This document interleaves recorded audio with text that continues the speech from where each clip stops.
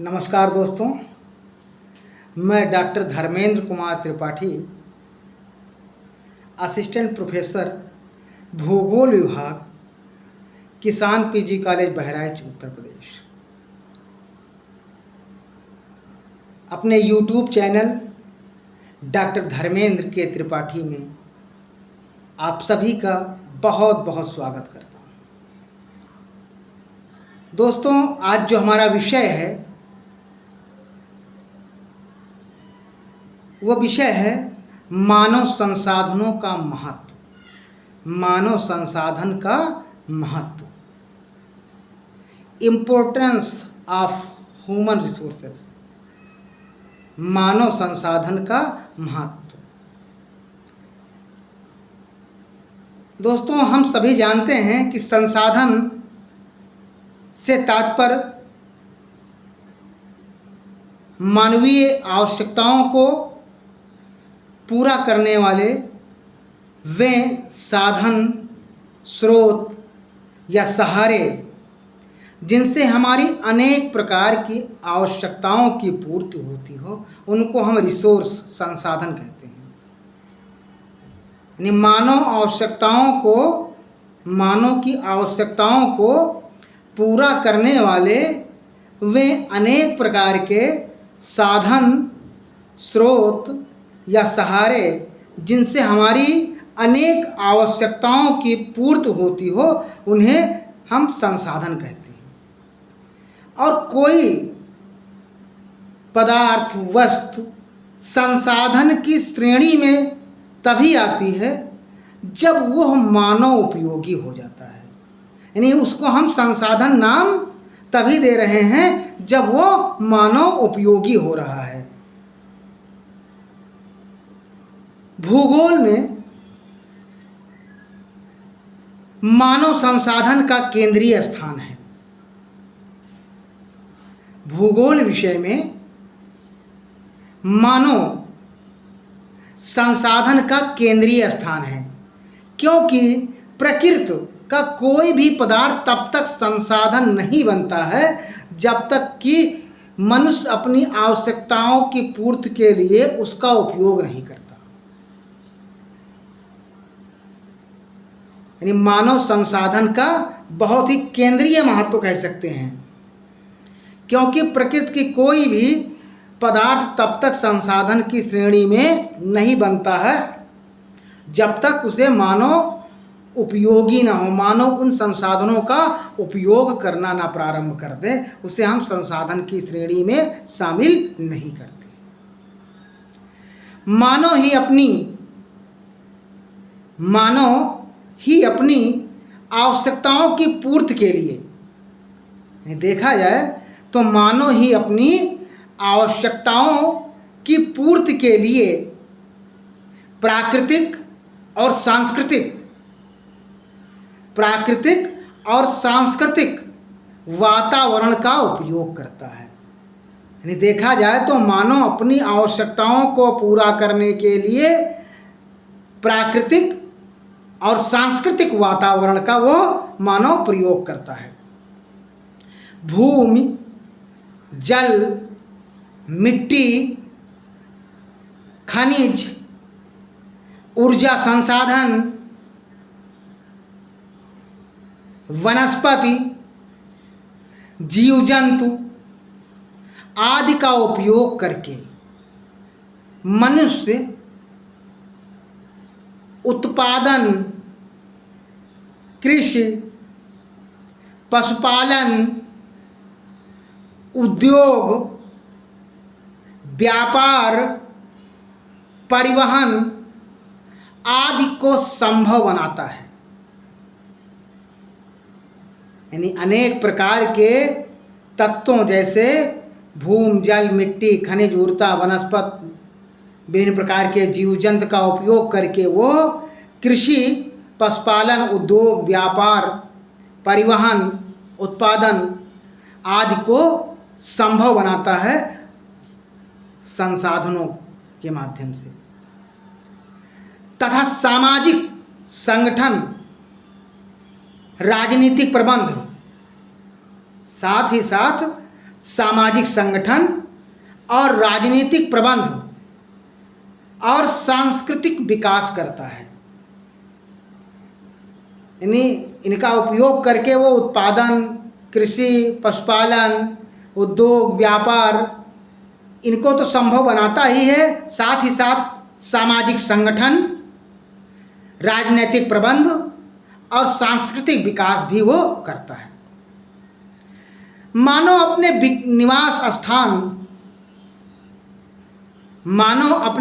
निवास स्थान और भोजन प्राप्ति के लिए, यानी मानव अपने निवास स्थान और भोजन प्राप्ति के लिए विभिन्न भूभागों का उपयोग करता, विभिन्न भूभागों के उपयोग करने के साथ ही मानव अपने निवास स्थान और भोजन प्राप्ति के लिए विभिन्न भूभागों का उपयोग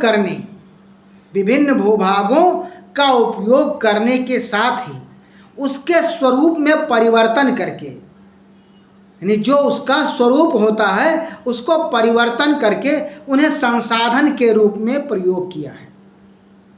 यानी मानव अपने निवास स्थान और भोजन प्राप्ति के लिए, यानी मानव अपने निवास स्थान और भोजन प्राप्ति के लिए विभिन्न भूभागों का उपयोग करने के साथ ही उनका जो मूल स्वरूप होता है उनमें परिवर्तन करके संसाधन के रूप में प्रयोग किया है।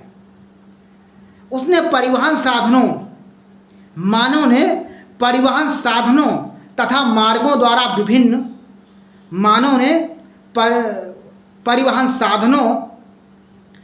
मार्गों द्वारा विभिन्न भूभागों को परस्पर मिला दिया है, एक दूसरे को जोड़ दिया है।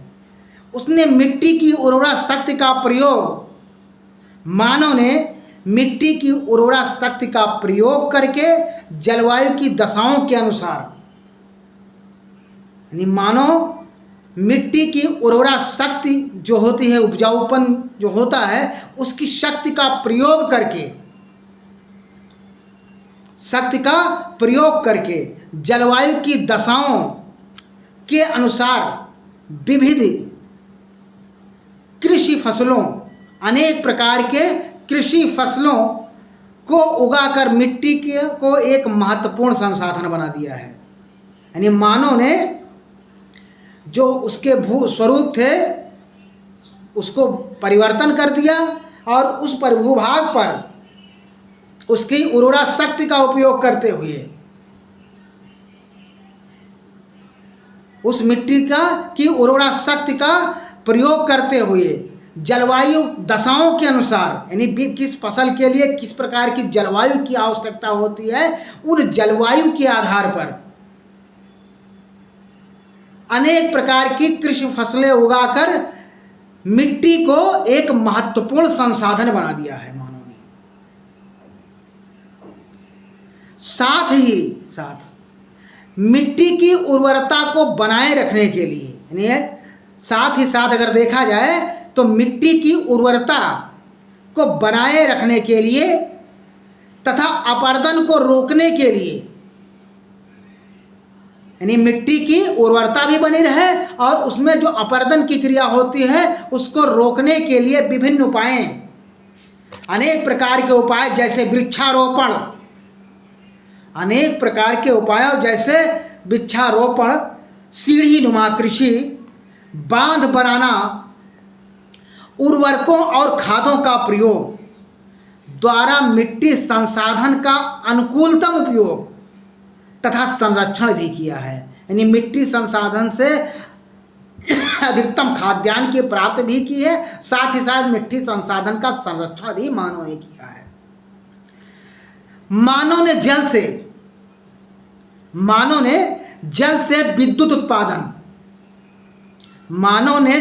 विद्युत उत्पादन, परिवहन साधन, सिंचाई, मत्स्य उत्पादन आदि द्वारा जल को एक संसाधन का रूप दिया है। यानी जल के माध्यम से विद्युत का उत्पादन, परिवहन, सिंचाई, मत्स्य उत्पादन आदि द्वारा जल को भी एक संसाधन का रूप दे दिया है। बांध निर्माण तथा बाढ़ नियंत्रण, बांध निर्माण तथा बाढ़ नियंत्रण के अनेक उपायों द्वारा, बांध निर्माण तथा बाढ़ नियंत्रण के अनेक उपायों के द्वारा जल के संरक्षण के भी उपाय मानव ने किए हैं। यानी बांध निर्माण और बाढ़ नियंत्रण के द्वारा अनेक उपायों के द्वारा जल संरक्षण के भी उपाय किए हैं। मानव ने भूपृष्ठ पर पाए जाने वाले महत्वपूर्ण खनिज, मानव ने भूपृष्ठ पर पाए जाने वाले अनेक प्रकार के खनिजों तथा ऊर्जा के संसाधनों का, यानी मानव ने धरातल या भूपृष्ठ पर पाए जाने वाले अनेक प्रकार के खनिजों तथा ऊर्जा के संसाधनों का आर्थिक संसाधनों के रूप में विकास किया है। यानी ये जो संसाधन पाए जाते हैं इनका आर्थिक संसाधन के रूप में विकास किया है। ये खनिज पदार्थ मानव द्वारा, यह खनिज पदार्थ मानव द्वारा उपयोग के पूर्व भी पृथ्वी के गर्भ में उपस्थित थे। यानी ये खनिज पदार्थ मानव के उपयोग से पहले भी जो है पृथ्वी के गर्भ में पाए जाते थे, किंतु तब वे संसाधन नहीं थे। मनुष्य ने उन्हें संसाधन नहीं बनाया था, क्योंकि कोई संसाधन तभी बनता है जब वो मानव उपयोगी हो जाता है, जिससे मानव की आवश्यकताओं की पूर्ति होने लगती है, तब वो संसाधन की श्रेणी में संसाधन नाम दिया जाता है। इसी प्रकार मनुष्य ने जैविक तत्वों, इसी प्रकार मनुष्य ने जैविक तत्वों, वनस्पति और जंतुओं, यानी इसी प्रकार मनुष्य ने जैविक तत्वों, वनस्पति और जंतुओं को भी संसाधन के रूप में विकसित किया है। वनस्पतियों को और जंतुओं को भी मानव ने संसाधनों के रूप में विकसित किया है। वनस्पति से उद्योगों के लिए कच्चा माल, हम सभी जानते हैं कि अनेक प्रकार के उद्योगों को संचालित करने के लिए या उद्योगों को चलाने के लिए हमें अनेक प्रकार से कच्चे माल की आवश्यकता होती है। उद्योगों को संचालित करने के लिए हमें उस उद्योग से संबंधित कच्चे माल की हमें आवश्यकता होती है। हम कहीं शुगर फैक्ट्री लगा रहे हो तो वहाँ हमें गन्ने की आवश्यकता है, कच्चे माल के रूप में गन्ने की आवश्यकता वहाँ है। ईंधन, भोजन आदि प्राप्त किए हैं। वनस्पति उद्योगों के लिए कच्चा माल, ईंधन, अनेक प्रकार के भोज्य पदार्थ आदि प्राप्त किए हैं।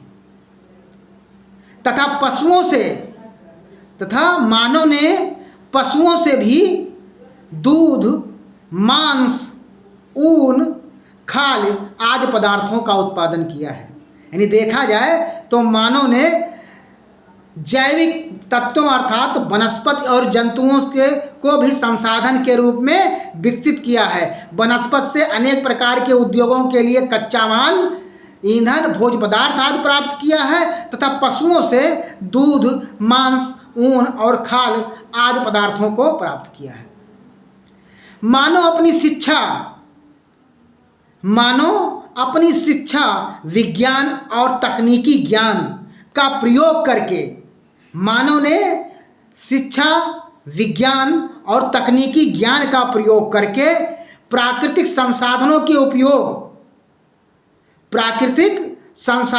उपयोग से संस्कृति का निर्माण किया। मानव अपनी शिक्षा, विज्ञान और टेक्नोलॉजी का प्रयोग करके प्राकृतिक संसाधनों के उपयोग से संस्कृति का निर्माण करता है। इसीलिए पृथ्वी पर विभिन्न क्षेत्रों में मानव संसाधन की संख्या अर्थात जनसंख्या, इसीलिए पृथ्वी के पर विभिन्न क्षेत्रों में मानव संसाधन अर्थात जनसंख्या, उसका प्रादेशिक वितरण, वृद्धि, संरचनात्मक विशेषताएं, दक्षता तथा उनकी समस्याओं का अध्ययन सर्वाधिक महत्वपूर्ण हो जाता है। इस प्रकार अगर देखा जाए तो मानव स्वयं मानवीय शक्ति, बौद्धिक ज्ञान, तकनीक सबसे अधिक महत्वपूर्ण संसाधन है।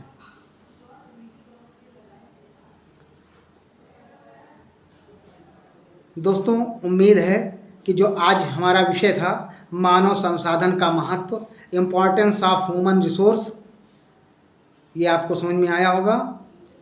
मिलते हैं एक नए वीडियो में एक नए विषय के साथ। तब तक के लिए नमस्कार।